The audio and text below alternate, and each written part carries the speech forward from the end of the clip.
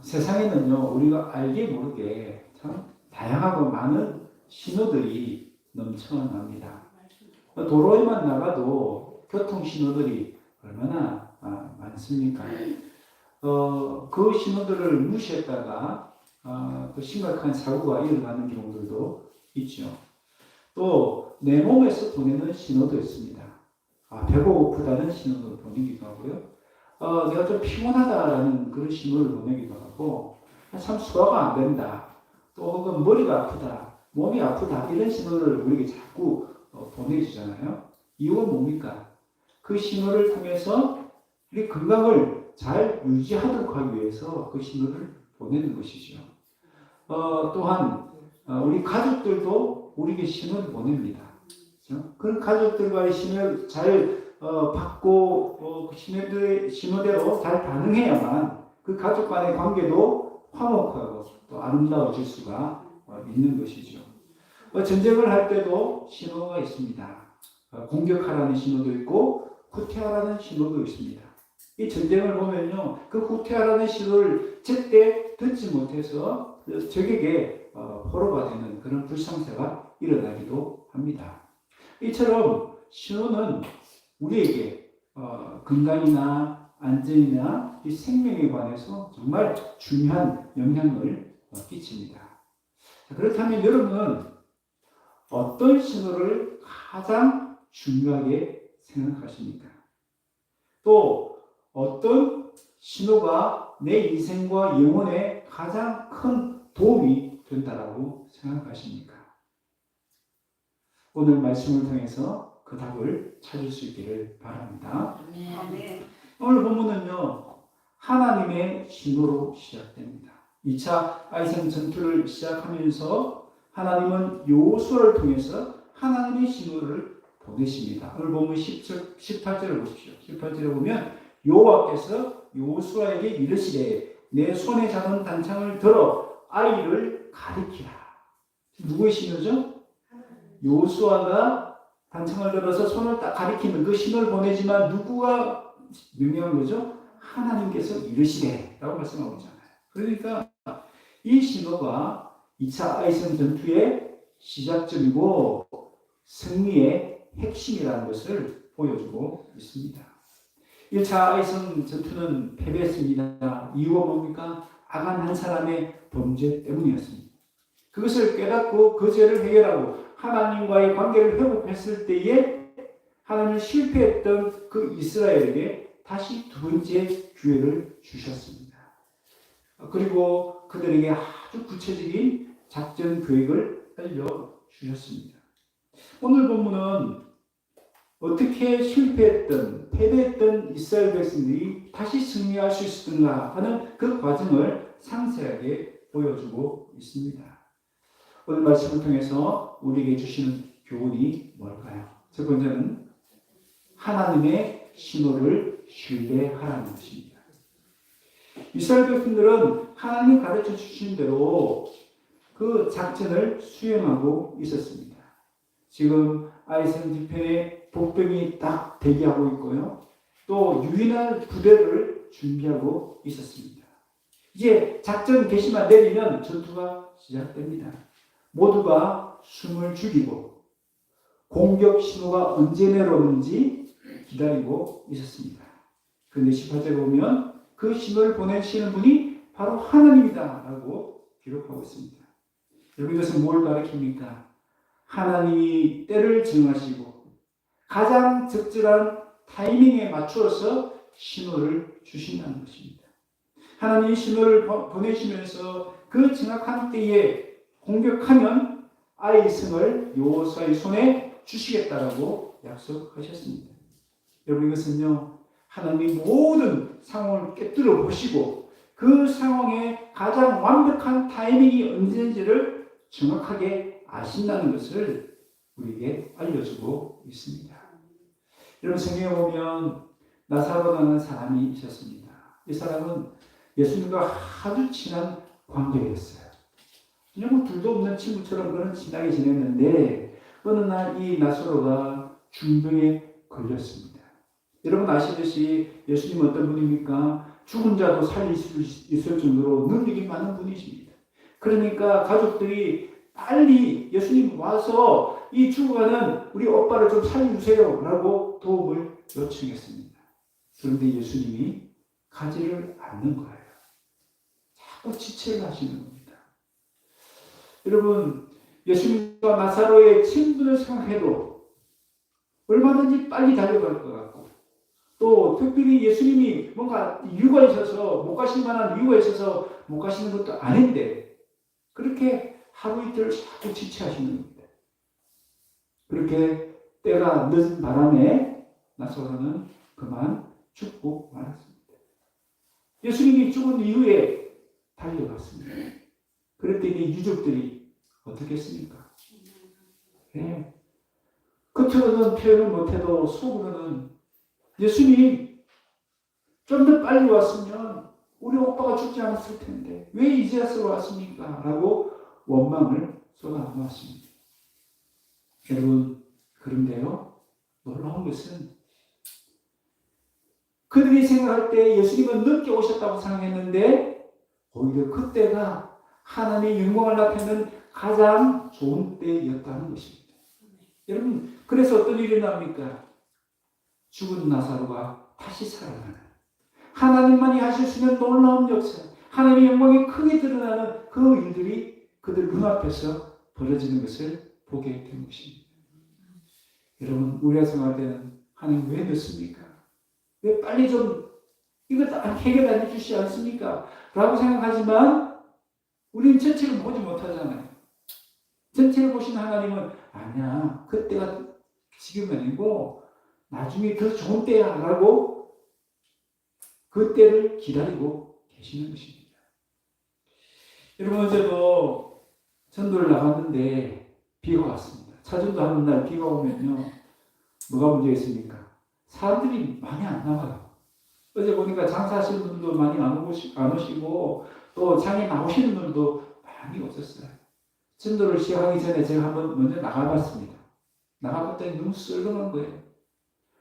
장사하시는 분도 없고 지나가는 사람도 없고 비까지 오니까 분위기가 이제 축 처지겠다. 마음에 큰 부담이 생겼습니다. 어떻게 해야 되나. 전도대가 왔어요. 어제는 또 평소보다 더 빨리 오셨어요. 아직 물도 덜 끓었는데 사람들은 빨리 왔죠. 또 지금 장에는 전달 분위기도 아니죠. 좀 많이 고민이 됐습니다. 그런데 기도하는 가운데 비가 오든 비가 오지 않든 우리가 생각하는 것보다 하나님은 가장 좋은 환경을 주실 것이다 라고 그런 믿음이 있었어요. 그래서 그런 믿음을 선포하고 함께 기도하면서 나아갔습니다. 여러분, 어땠을까요? 사람들이 많이 없으니까 오히려 더 전도의 집중력은 높아졌어요. 한 사람 한 사람을 더 깊이 만날 수 있을 거요. 또 이렇게 여유있게 재밌게 또 마사지도 해드리면서 정말 즐겁게 전도를 할 수 있었습니다. 그뿐만 아니라 정말 하나님이 기가 막히게 그 타이밍에 한 사람을 만나게 해주셨어요. 그분이 누군가 하면 구철호 씨라는 분인데 여러분 혹시 아시는 분 계세요? 예. 구철호 씨. 예. 그분을 딱 만난 거예요. 그분이 아침에 이제 그 옆에 가게에 이제 아내가 운영하는 그 가게에 오셔서 아침 식사하고 마침 그 자리에 오신 거예요. 그래서 제가 또 만난 겁니다. 한참을 대화하다 보니까 그분이 그런 말을 하는 거예요. 이제 이 나이가 되보니까 뭐 재미도 없고 뭔가 사람을 만날 일이 많이 없는데 이제 교회나 가봐야겠다. 그 얘기를 하시는 거예요. 그래서 7월 6일 날 꼭 오시라고 그러면 친구 3명 데리고 오겠다라고 그런 이야기까지 나눴습니다. 여러분, 하나님 참 기가 막히게 사람들을 붙여주세요. 어제도 한 3분인가 또 다른 할머니를 만나서 그분들이 7월 6일에 꼭 오겠다라고 약속도 하고 전화번호도 다 저에게 주셨어요. 여러분, 우리가 생각할 때는 비 오면 우리는 되렸어. 안 될 것 같아. 그때가 아닌 것 같아. 전도할 때가 아닌 것 같아. 라고 생각하지만 우리의 생각과 하나님의 생각은 전혀 다릅니다. 우리가 생각할 때는 이때가 정말 좋은 때가 아닌데 하나님 때는 우리에게 가장 좋은 때인 줄 믿습니다. 네. 우리도 하나님 때를 신뢰해야 돼요. 하나님 때를 신뢰해야 됩니다. 그래서 때로는 조급해지고 때로는 빨리 좀 하나님 때가 왔으면 좋겠다고 생각하지만 그때를 신뢰해요. 아니야. 하나님 때가 가장 좋은 때라고 우리 그때를 신뢰하고 기다려야 될 줄로 믿습니다. 두 번째 주시는 교훈은요. 하나님의 신호에 즉각 순종하라는 것입니다. 하나님의 신호가 떨어지자 이스라엘 백성들은 어떻게 합니까? 19절 보니까 그의 손을 드는 순간에 북군이 그들의 자리에서 급히 일어나 성읍으로 달려 들어가서 점령하고 곧 성읍에 불을 놓았더라 라고 말씀합니다. 여러분 이 순간 혹은 커피라는 이 말 속에서 알 수 있는 것이 뭡니까? 그들은 그 하나님의 신호에 아무런 주저함도 없이 아무런 망설임도 없이 즉각 순종했다는 것을 알 수 있습니다. 아이성 사람들이 이 성을 비운 지금이 바로 그 기회이고 그 기회를 놓치면 승리할 수 없기 때문에 즉각 순종했던 것입니다. 여러분 물 들어올 때 노저라는 말이 있지 않습니까? 기회가 주어졌을 때 잡아야 합니다. 하나님께서 신호 주셨을 때 즉시 순종해야 됩니다.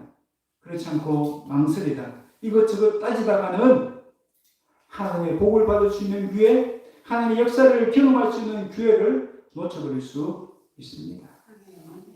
여러분 사울 왕이 그랬지 않습니까? 사울 왕이 하나님 앞에서 죄를 지었습니다.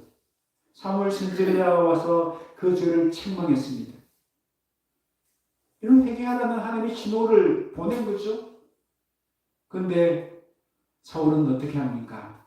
그 회개하라는 신호에 즉각 순종하지 않았습니다. 오히려 그 죄를 핑계댑니다. 내 죄가 아니고 백성들이 원해서 한 겁니다. 저는 어쩔 수 없이 백성들이 원하니까 따라갈 수밖에 없는 거 아닙니까? 그렇게 핑계를 댔습니다. 그 결과 어떻게 됩니까? 그는 회개할 기회를 놓쳐버리게 됐고 결국은 하나님의 복을 받을 수 있는 기회를 놓치고 말았습니다. 이런 반면에 아브라함은 어떻습니까? 하나님은 어느 날 아브라함에게 하나님께서 명령하십니다. 너희 아들을 나에게 바치라. 희생제물로 바치라는 것입니다. 다른 말로 하면 죽이라는 뜻이죠. 여러분 이 아들이 어떤 아들입니까? 100세에 얻은 아들입니다. 정말 힘들게 얻은 귀한 금쪽입니다. 그런데 그 아들을 죽이라는 거예요. 여러분 저 같으면 좀 의심이 들 것 같아요. 하나님 약속해서 주신 아들인데 하나님 그렇게 빼앗아갈 이유가 있을까? 의심할 만도 합니다. 또 혹은 하루 이틀 망설이거나 주저할 수도 있었을 것 같아요. 아니면 며칠 동안 아들과 그 좀 시간을 보내면서 마음의 준비를 할 수도 있을 것 같아요. 그런데 생각해보니까 아브라함은 어떻게 합니까? 아내 사라와도 의논하지 않습니다. 혹시라도 아내 사라와 의논하면 사라가 반대할 수도 있습니다. 그렇죠? 여러분 아내가 반대하면 남자는 마음이 약해지잖아요. 그렇죠? 그러니까 사라하고도 의논하지 않아요. 그리고 그 다음날 아침 일찍 이삭을 데리고 제물로 바치기 위해서 모리아 산으로 출발합니다. 즉시 순종한 거죠. 의심도 하지 않고 주저하지도 않고 망설이지도 않고. 여러분 그 결과 어떻게 됐을까요? 아브라함이 이삭을 죽이려고 했을 때 하나님께서 그 아브라함의 손을 딱 가로막지 않습니까? 그리고 하나님이 아브라함의 믿음을 인정해 주십니다. 그리고 그 아브라함을 나의 벗이라고 하나님의 벗이라고 친구라고 하는 그 명예까지 안겨주셨습니다. 여러분 아브라함이 즉시 순종했기 때문에 그런 복을 받을 수 있었습니다. 오늘 저와 여러분은 어떻습니까? 우리는 하나님의 신호에 얼마나 즉각적으로 순종하고 있습니까? 혹시 즉각 순종하지 못해서 하나님의 복을 받을 수 있는 기회, 하나님의 역사를 경험할 수 있는 기회를 놓친 경험들은 없습니까? 이제부터는 하나님의 신호에 아무 없이 망설임이 없이 주저함 없이 순종할 수 있기를 바랍니다.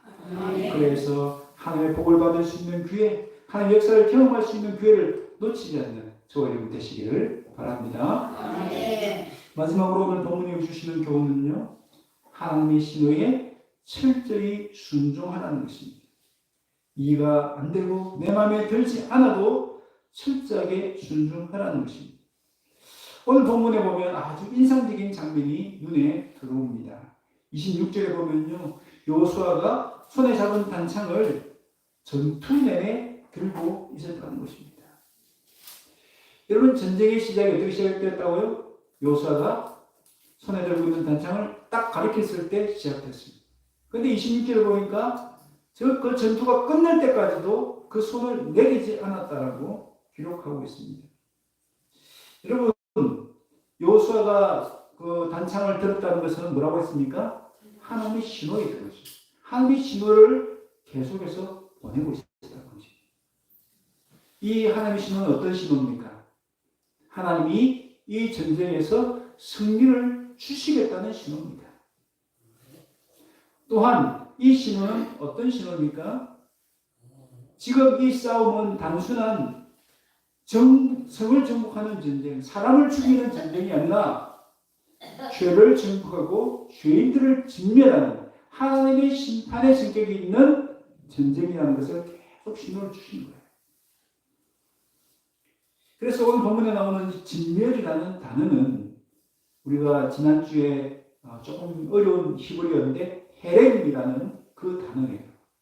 아간을 진멸했던 것처럼 그 죄의 덩어리인 이 아이성 사람들을 진멸하고 있는 전쟁이라는 것입니다. 그 전쟁 수행하는 데 있어서 여호수아는 계속 그 단창을 들고 있음으로 인해서 그 백성들에게 그 죄를 진멸해야 된다. 뿌리까지 그 죄는 뽑아야 된다라는 것을 계속 신호를 보낸 것입니다. 철저하게 순종한 것이죠. 26절에 진멸하여 바쳤다는 것은 하나님의 뜻대로 철저히 그 땅을 심판했다는 것입니다. 하나님의 원하시는 대로, 하나님의 목적대로 그 성을 정복했다는 뜻이죠. 아이성은 영원한 돌무더기로 만들었고 아이 왕의 무덤은 큰 무더기로 살았습니다. 그래서 하나님의 구원과 심판을 기억나게 만드는 기념비로 삼았던 것을 볼 수 있습니다. 여러분, 이것은 두고두고 많은 사람들에게 어떤 기념비가 됩니까? 죄가 얼마나 끔찍하고 얼마나 무서운지를 보여주는 상징물이 되었던 것입니다. 여러분, 하나님은 거룩하시기 때문에 죄를 미워하십니다. 그래서 죄를 심판하십니다. 여러분, 깨끗한 새 옷을 입고 나갔는데 마침 흙탕물을 지나가야 된다면 어떻게 지나가시겠습니까? 그냥 첨벙첨벙 그렇게 평소처럼 지나가시겠습니까? 아니죠. 깨끗한 새 옷을 입었으니까 혹시라도 흙탕물이 튀기지 않을까 조심해서 그곳을 지나갈 것입니다. 여러분, 우리는 예수님의 보혈의 피로 깨끗함을 입었습니다. 여러분, 예수님의 은혜로 말미암아 우리가 죄사함을 받았다, 제 용서를 받았다, 이것만 해도 너무 감사한 것 아닌가요? 그런데 하나님의 은혜는 그것으로 끝나지 않습니다. 죽을 수밖에 없었던 우리의 죄를 용서하셨을 뿐만 아니라 깨끗하고 의로우신 예수님이라는 옷을 우리에게 입혀주셨습니다. 여러분, 우리를 성도라고 의인이라고 부를 수밖에 없는 이유가 뭡니까? 우리가 깨끗하고 의롭기 때문이 아니에요. 예수님이 우리의 죄를 다 뒤집어 쓰시고 대신해서 형벌을 받아주셨기 때문에 우리가 의인이라고, 감히 의인이라고, 성도라고 그렇게 부를 수가 있게 된 것입니다. 여러분, 얼마나 감사하고 얼마나 황홀한 일입니까? 여러분 그런 감사를 아는 사람이라면 어떻게 옛날처럼 그런 죄악의 구렁텅이에 빠져서 자신을 더럽힐 수 있겠습니까? 정말 감사를 아는 사람이라면 어떻게든지 내 안에 있는 죄와 싸우려고 할 것입니다. 어떻게든 내 삶 속에 있는 이 죄를 진멸하려고 노력할 것입니다. 그런데요, 하나님은 우리와 이 죄와 싸울 수 있도록 영적인 무기를 주셨습니다. 지금 여호수아에게 있는 무기는 뭡니까? 손에 들고 있는 단창이었습니다. 여러분, 여호수아가 이 전쟁이 끝날 때까지 손에 들고 있는 이 단창을 내려놓지 않았다라는 이 모습은요, 누구의 모습을 연상시킵니까? 바로 모세의 모습을 연상시킵니다. 이런 모세도요, 아말렉과의 전투가 있을 때에 어떻게 했습니까? 손을 내리지 않았습니다. 참 신기한 것은요, 손을 내리면 이스라엘이 지고, 손을 올리면 이스라엘이 이기는 것입니다. 그래서 끝까지 이 손을 내려놓지 않았습니다. 그때 이 모세의 손을 가리켜서 이 손은 어떤 손? 따라합시다. 기도의 손. 기도의 손. 기도의 손. 기도의 손. 네. 하나님 기도라는 무기를 통해서 그 아말렉을 이길 수 있도록 해주셨던 것입니다. 우리가 죄와 싸울 때에 꼭 들어야 될 무기 중에 하나가 바로 이 기도의 손입니다. 그렇다면 여호수아의 손에 들린 이 단창은 무엇일까요? 여러분, 에베소서 6장에 가보면 우리가 갖춰야 될 영적 무기가 쭉 소개되고 있는데 그 중에 하나가 뭐냐면요, 따라합시다. 성령의 금. 성령의 금. 예, 성령의 금인데 곧 따라합시다. 말씀의 금. 말씀의 금. 네, 말씀의 금이라고 말씀하셨어요. 성령의 금인데 그것은 곧 말씀의 금이라고 말씀하셨어요. 그런데 디모데서 전서 4장 5절에 가보면 우리가 어떻게 거룩해질 수 있는가? 우리가 어떻게 죄와 싸워서 이길 수 있는가? 우리가 어떻게 하면 죄와 멀리하고 깨끗해질 수 있는가?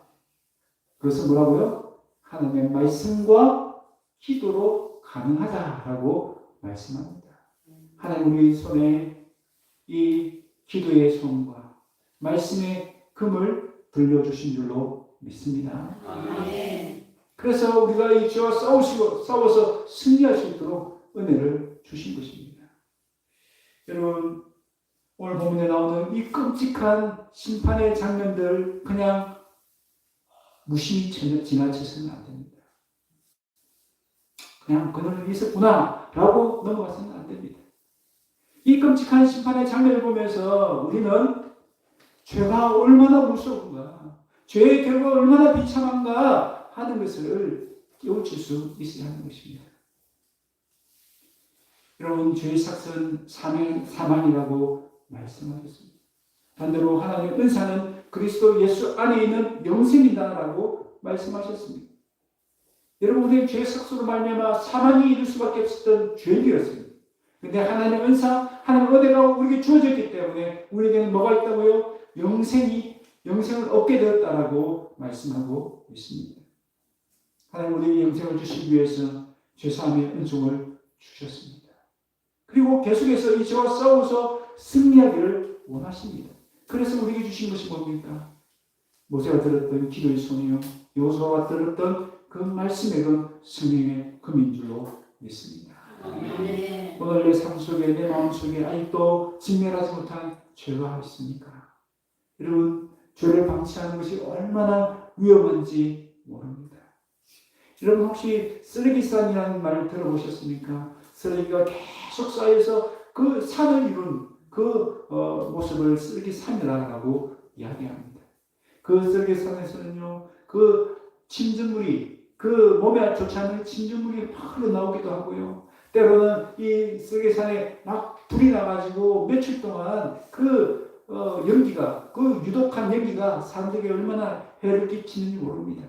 심지어 이 쓰레기산이 무너져가지고 그 밑에 깔려 죽는 그런 사고도 일어나기도 합니다. 여러분, 우리나라에도 전국에 많은 쓰레기산이 있대요. 이 해결해야 되는데, 빨리 좀 치워야 되는데, 너무 돈이 많이 들고 하니까 참 해결이 안 되는데요. 어쨌든 이 방치된 쓸개산처럼 우리의 죄로 방치하면요 위험합니다. 여러분 시한폭탄 언제 터집니까? 시한폭탄 언제 터지죠? 시간을 맞춰놓은 그 시간에 딱 터지는 거예요. 지금은 터지지 않았지만 언젠가는 터지는 거예요. 내 안에 죄 그냥 방치를 두고 있으면요 시한폭탄처럼 언젠가는 터질 수밖에 없는 것입니다.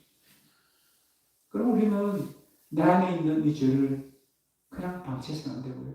이 죄와 싸우기를 피하기까지 해야 된다라고 성경은 말씀하고 있습니다.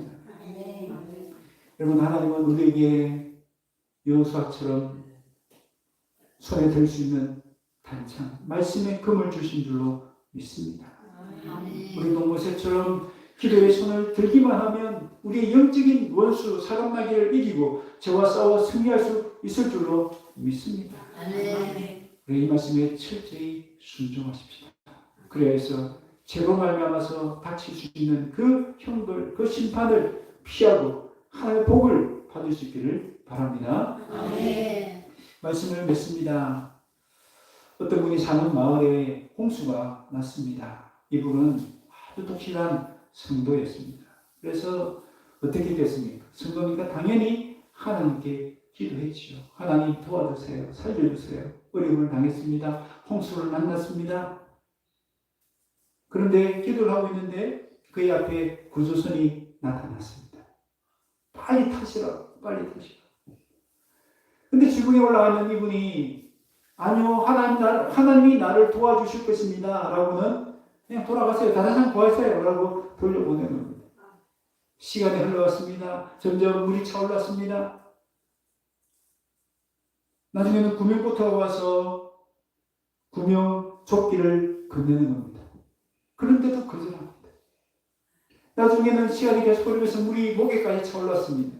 헬리콥터가 와서 로프를 내려서 빨리 자꾸 올라가고 이야기했습니다. 그런데도 불구하고 아니요 나는 하나님이 도와주실 겁니다 라고 고집을 피웠다고 합니다. 그러다 결국 죽고 말았습니다.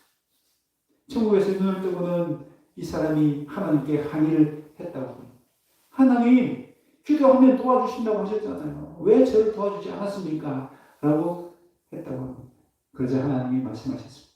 아니 내가 너에게 구조선도 보내고 또 구명정도 보내고 또 로프도 보내지 않았냐. 심지어 헬리콥터까지 보내지 않았냐라고 말씀하셨다는 겁니다.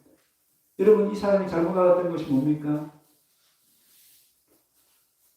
하나님의 신호가 다양한 방법으로 우리에게 올 수 있다는 것을 몰랐다는 것입니다. 구조선이 바로 그 로프가 헬리콥터가 다 하나님의 신호였는데 그것을 알아보지 못하고 그것을 무시했다는 이야기입니다. 여러분 오늘 우리는 어떻습니까? 하나님의 신호를 얼마나 알아보고 있습니까? 하나님 오늘 우리에게 끊임없이 말씀하시죠. 끊임없이 신호하시죠. 어떤 신호입니까? 내가 너를 사랑한다. 하나님이 우리를 사랑하시는 신호를 얼마나 많이 보내는지 몰라요. 이 성경 말씀을 통해서 끊임없이. 근데 우리는 때로 그 하나님의 사랑을 그 신호를 알아채지 못하고 하나님을 의심하고 하나님을 원망하고 불평하는 그런 모습은 없습니까? 또한 하나님은 끊임없이 우리에게 신호를 보내십니다. 회개하라고, 돌이키라고, 세상에서 멀어지라고, 하나님을 가까이 하라고 계속 신호를 보내십니다. 우리는 그 신호에 어떻게 반응하고 있습니까? 그냥 그 신호 다 무시하고 내 마음대로 세상을 살아가고 죄악 가운데 머물러 있지는 않습니까? 여러분 하나님은 다양한 방법을 통해서 신호를 보내십니다. 말씀을 통해서도 우리에게 신호를 주시지만 말씀이 아니라 혹은 사람을 통해서 혹은 어떤 환경을 통해서도 계속 우리에게 신호를 보내십니다. 여러분 오늘 우리는 어떤 신호에 마음을 두고 있습니까? 어떤 신호를 가장 신경 쓰십니까? 어떤 신호를 가장 중요하게 생각하시고 어떤 신호가 나에게 가장 도움이 된다라고 생각하십니까? 여러분 그 신호는요 내 몸이 보내는 신호도 물론 중요하죠. 내 가족이 보내는 신호도 중요합니다. 세상이 보내는 신호도 중요합니다. 이 지구촌이 위험하다는 그 기후이상의 신호도 우리에게 중요합니다. 그러나 그 무엇보다도 더 중요한 신호는 무엇입니까? 내 육체적인 생명뿐만 아니라 내 영원한 생명까지도 책임져 주시는, 또 그것을 좌지우지할 수 있는 하나님의 신호인 줄 믿습니다. 그러므로 이제 우리가 그 어떤 신호보다 하나님의 신호를 가장 중요하게 여길 수 있기를 바랍니다. 그 하나님의 신호에 가장 신경을 쓰시고 그 하나님의 신호에 적극적으로 순종하시고 철저히 순종하시기를 바랍니다.